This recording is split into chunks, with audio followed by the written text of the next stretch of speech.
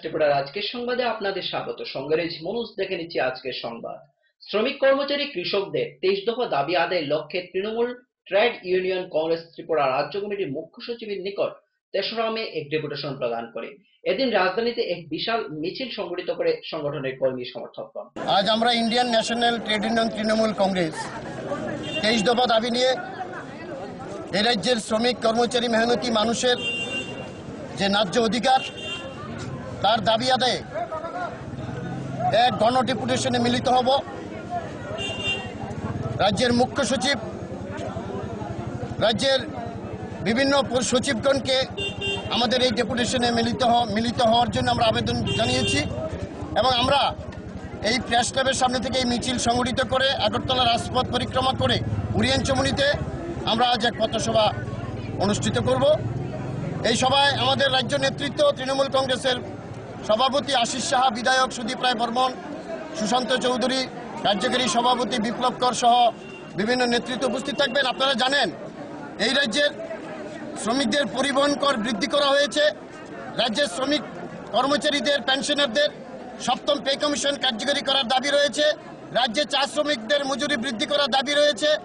রাজ্যের পরিবহন শিল্পের শ্রমিকদের মজুরি বৃদ্ধি করার দাবি রয়েছে। শুরু হলো Tripura board of joint entrance exam 2017। 3রা মে ছিল ফিজিক্স ও কেমিস্ট্রি বিষয়ের উপর পরীক্ষা। রাজ্যের বিভিন্ন প্রান্তের ছাত্রছাত্রীরা এদিন রাজধানীর বিভিন্ন সেন্টারে পরীক্ষায় বসে।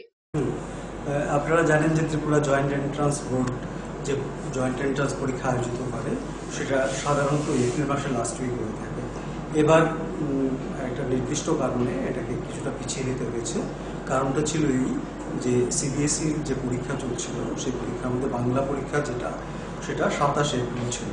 ওই 27 এপ্রিলে আমাদের প্রথম প্রকাশিত যে ডেট সেই ডেটের সঙ্গে ক্ল্যাশ করে যাওয়ায় আমরা পরীক্ষার ডেটটা মে মাসে নিয়ে এসেছি। তো সেই অনুযায়ী আজকে পরীক্ষা হচ্ছে। আজকে পরীক্ষার প্রথম দিন, কালকে দ্বিতীয় দিন। তো আজকে পরীক্ষা যেটা শুরু হয়ে গেছে সেটা আমাদের ত্রিপুরা রাজ্যের 10টা ভেন্যুতে বা সেন্টারে হচ্ছে। তার মধ্যে আগরতলায় আছে 6টা সেন্টার, আর আগরতলার বাইরে ধর্মনগর, কৈলাসহর, আমবাসা এবং উদয়পুর এই 4টে সেন্টারে পরীক্ষা হচ্ছে। টোটাল হচ্ছে 10টা সেন্টার। নিয়ে নিচ্ছি ছোট্ট একটি বিজ্ঞাপন বিরতি। ফিরছি বিরতির পর অন্যান্য সংবাদ নিয়ে। চোখ রাখুন ফোকাস ত্রিপুরায়।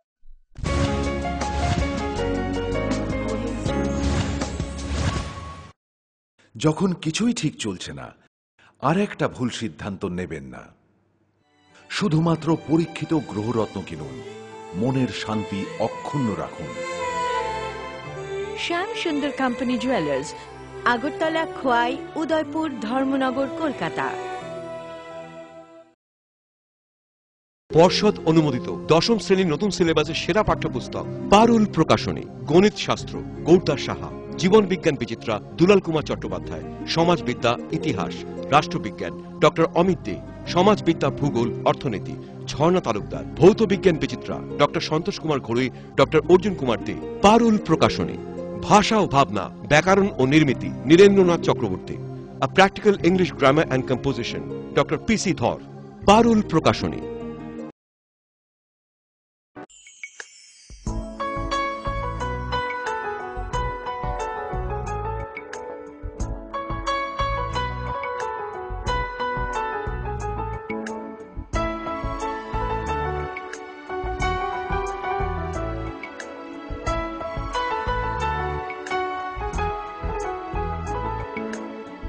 হ্যাঁ হ্যাঁ ম্যাডাম, সিঙ্গার আর প্রেস্টিজের দারুণ সব অ্যাপ্লায়েন্সেস পেলে আপনিও হয়ে উঠবেন রান্নাঘরের দশভুজা। এই ফ্যামিলি শপের ঠিকানা জানেন তো?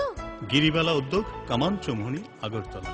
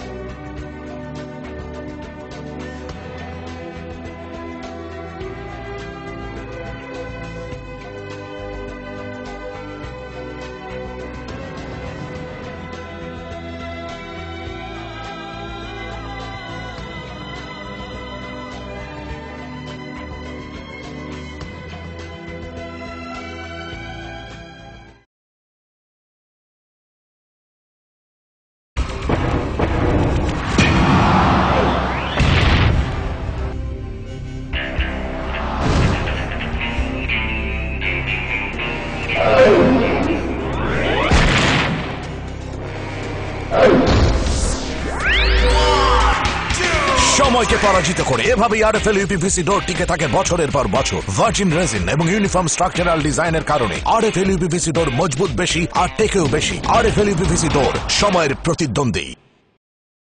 উপায় তো নেই আমার কাছে বাবা, এভাবে কি আর লেখা যাবে?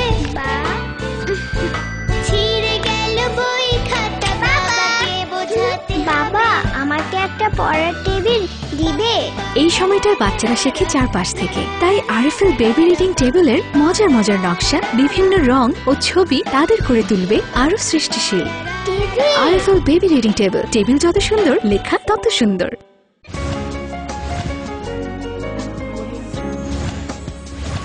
ফিরে এলাম বিরতির পর অন্যান্য সংবাদ নিয়ে।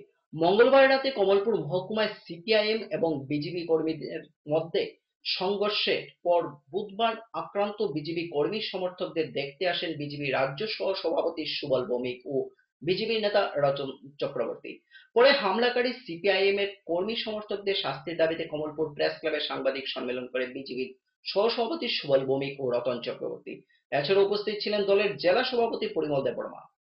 আমরা এমনি 6-7 জন হয়ে যাই, আমাদের জেলা সভাপতিকে নিয়ে আসতে পারছি না, মন্ডল সভাপতিকে নিয়ে আসতে পারছি না।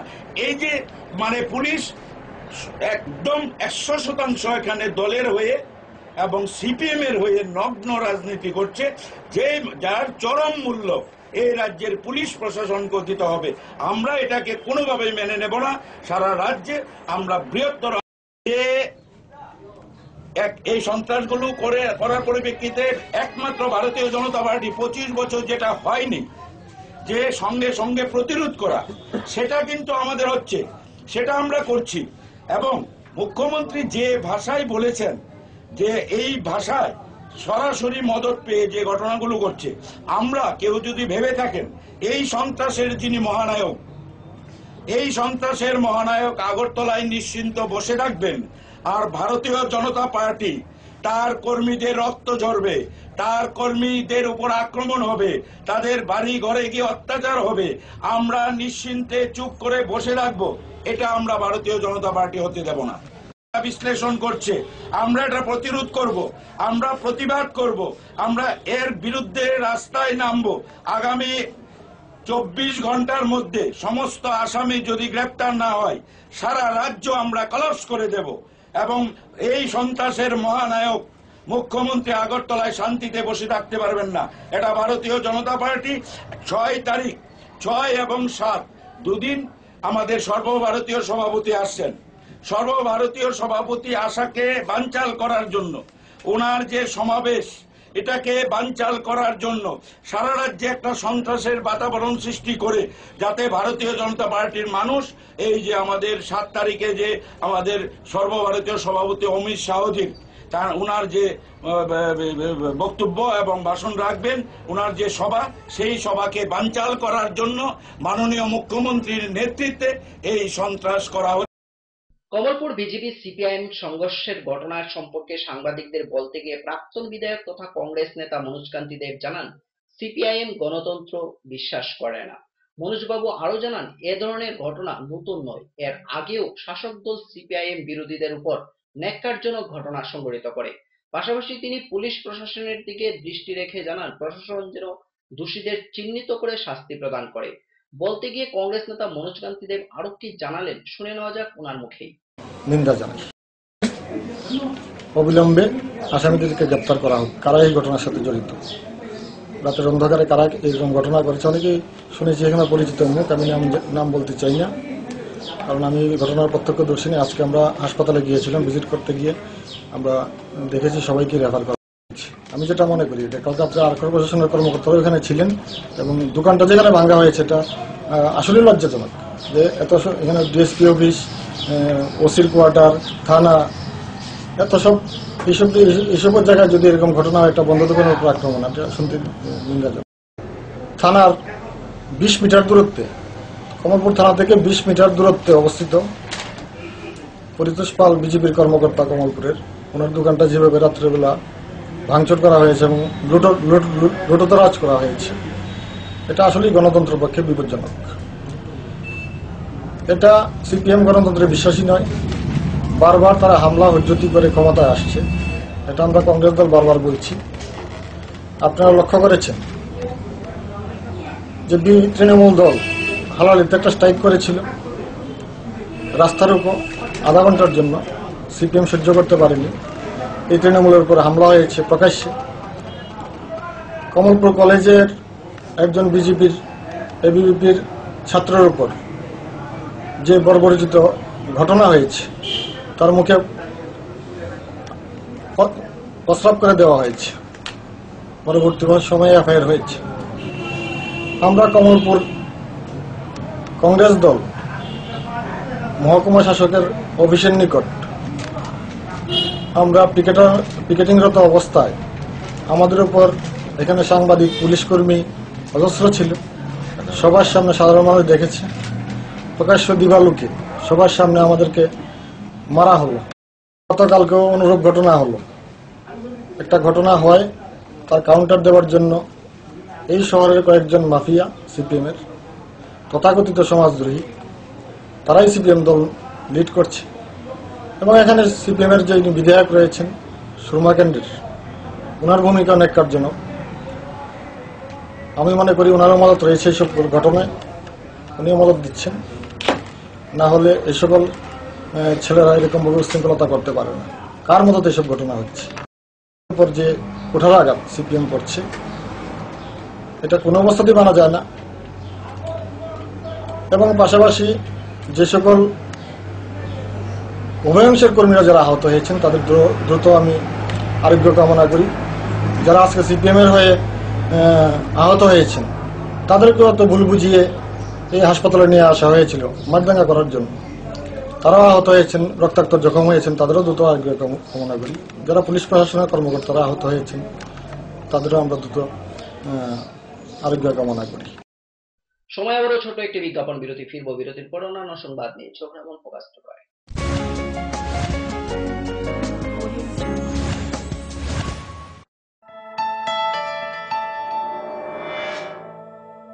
স্মার্ট সিটির পদবীর প্রতিযোগিতায় আগরতলা বর্তমানে অগ্রণী। সেই আধুনিক শহরের রুচিবোধ সম্পন্ন মানুষের পছন্দকে কেন্দ্র করে গড়ে উঠেছে লাক্সারি হাউজিং কমপ্লেক্স পারিজাত এবং পলাশ। ত্রিপুরা বিশ্ববিদ্যালয়ের সামনে জাতীয় সড়কের পাশে এই কমপ্লেক্সের প্রতিটি অ্যাপার্টমেন্ট ডিজাইন করা হয়েছে নাগরিক জীবনের সব ধরনের সুযোগ সুবিধে আর নান্দনিক চাহিদা মাথায় রেখে। এখানে থাকছে ফ্রেঞ্চ উইন্ডো, পর্যাপ্ত পরিসরে ব্যালকনি, দিন রাত 24 ঘন্টা সিসিটিভি নজরদারি, বিদ্যুতের যোগান, আয়রন রিমুভাল প্ল্যান্ট, তাছাড়াও যাবতীয় সুবিধে। তৃতীয় পর্যায়ে এখানে গড়ে উঠবে 15,000 স্কয়ার ফিটের সিসিপি রিয়েলটো। বুকিং এর জন্য যোগাযোগ করুন cross country project, Bordowali, Agartala.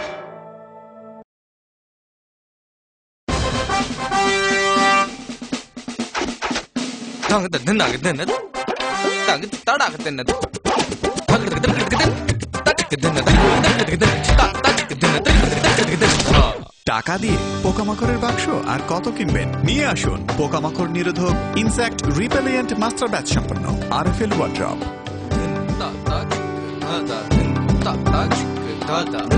RFL wardrobe, কাঠের বিকল্প রেডিমেড ওয়ার্ড্রপ। স্মার্ট হচ্ছে গোটা পৃথিবী, তাই আরো স্মার্ট হয়ে উঠেছি আমরা আপনার স্বপ্নের বাড়িটিকে সাজিয়ে তুলতে। জনসন, হিন্দওয়ে এবং জ্যাগুয়ার মতো সুবিখ্যাত কোম্পানির স্মার্ট সব কালেকশন পাবেন আমাদের এখানে, তাও আপনার বাজেটের মধ্যে। এছাড়া রয়েছে সোলো স্যানিটারি ওয়্যার এবং প্রিন্স পাইপ অ্যান্ড ফিটিংসের অতুলনীয় সব ডিজাইনের সম্ভার। গ্যারান্টি সহকারে সবচেয়ে কম দামে আপনার ঘরটিকে স্মার্ট করে সাজিয়ে তুলতে চলে আসুন আমাদের শোরুমে। Eureka mosaic tiles and sanitation, 9 Mantribari road, post office Choumuhani, Agartala.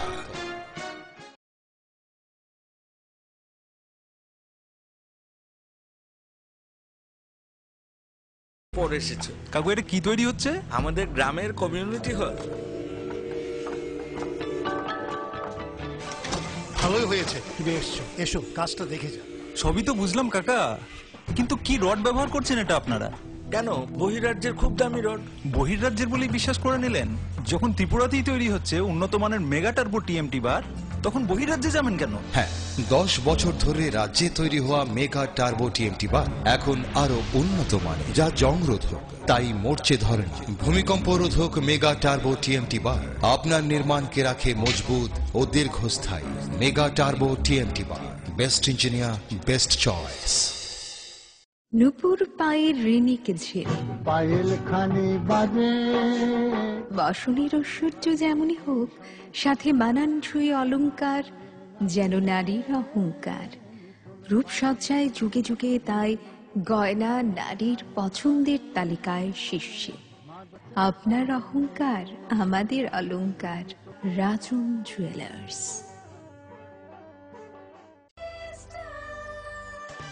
ডাল মাছ সবজি মশলার কেরামতি গুণমানে প্রতিঘার সিস্টেম স্পাইসি, কষা কিংবা ঝোল করো আমিষ হোক নিরামিষ, সিস্টার গুণে সব রান্না স্বাদে হয় সঠিক। হোটেল রেস্তোরাঁ কিংবা করো আয়োজনের খাবার, সুস্বাদু গন্ধে ভরে মন সবাকার। সিস্টার গুঁড়া মশলায় রান্নার বাহার, মন চায় ফিরে ফিরে খেতে পারবা। সিস্টার গুঁড়া মশলা, গুণমানে প্রতি ঘরে ঘরে।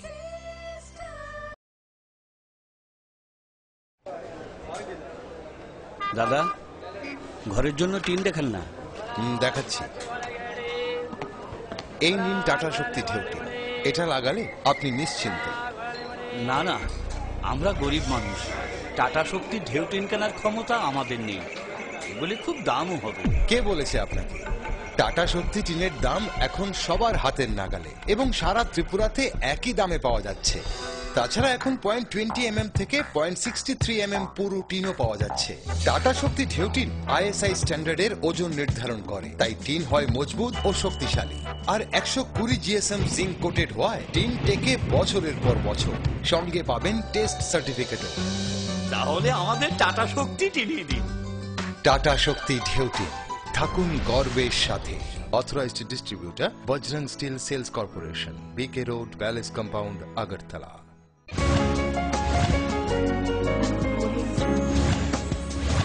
ফিরে এলাম বিরতির পর অন্যান্য সংবাদ নিয়ে। কৃষকদের উন্নয়নের স্বার্থে বগাফা ব্লকের উদ্যোগে শান্তিরবাজার মহকুমার অন্তর্গত লাউগাং এলাকায় বসানো হয় একটি মিনি ডিপ টিউবওয়েল। এলাকার কৃষকদের স্বার্থে দপ্তর এই উদ্যোগ নেওয়ায় দপ্তরের প্রতি কৃতজ্ঞতা জানায় এলাকাবাসী। এই মিনি ডিপ টিউবওয়েল বসানোর ফলে এলাকার কৃষকরা যেমন উপকৃত হয়েছে, তেমনি এই জলের আয়রনের পরিমাণ কম হওয়ায় খাওয়ার জন্য ব্যবহার করা হচ্ছে বলে জানায় এলাকাবাসী।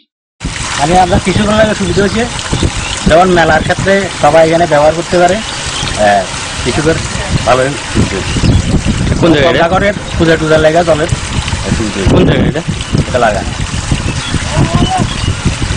ব্লক থেকে সরকার। তুর্কমেনিস্তানে আয়োজিত এশিয়ান কিক বক্সিং চ্যাম্পিয়নশিপে ভারতীয় দল হয়ে রাজ্যের মেয়ে নিষ্ঠা চক্রবর্তী প্রতিযোগিতায় অংশগ্রহণ করে। প্রথমবারের মতো দেশের হয়ে আন্তর্জাতিক আসরে নিষ্ঠা অংশগ্রহণ করে 2টি পদক জয় করে।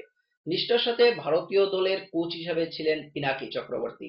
কোচ পিনাকি চক্রবর্তীর কাছে দীর্ঘদিন ধরে নিষ্ঠা চক্রবর্তী অনুশীলন করে আসছিল। এবার কোচের হাতে ধরেই আন্তর্জাতিক আসর থেকে ভারতের হয়ে পদক জয় করল নিষ্ঠা। 3রা মে বুধবার রাজ্যের নরসিংগড়স্থিত বিমানবন্দরে যখন কোচ পিনাকি চক্রবর্তী ও নিষ্ঠা এসে পৌঁছয়, তাদের স্বাগত জানাতে উপস্থিত ছিল উৎসুক জনতা সহ এএনসির কর্মকর্তাগণ। আগামী দিনের লক্ষ্য কি? ইন্দোনেশিয়া যাওয়া। এই সাফল্যের পিছনে কে কে করেছে?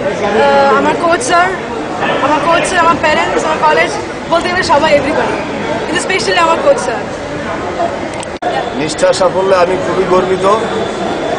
আমি আশা করি নিষ্ঠা আগামী দিন রাজ্যকে আরো অনেক কিছু এনে দিতে পারে, অনেক পদক এনে দেবে, আমাদের ভারতবর্ষকে আরো অনেক পদক এনে দেবে। আমি আবেগে আপ্লুত আপনাদের সবার আপ্যায়নে। সত্যি নিষ্ঠার সাফল্যে সবচেয়ে বেশি গর্বিত আজকে আমি। আজকের মতো সংবাদ এই পর্যন্ত। আমাদের পরবর্তী সংবাদ দেখার জন্য চোখ রাখুন ফোকাস ত্রিপুরার পর্দায়।